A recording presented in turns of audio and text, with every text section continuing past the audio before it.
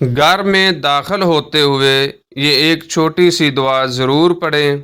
जब भी घर में दाखिल हों तो पहले दायां पाँव अंदर रखें, सलाम करें और फिर ये दुआ पढ़ें, बिस्मिल्लाहि वलजना व बिस्मिल्लाहि खरजना व अला रब्बिना तवक्कलना।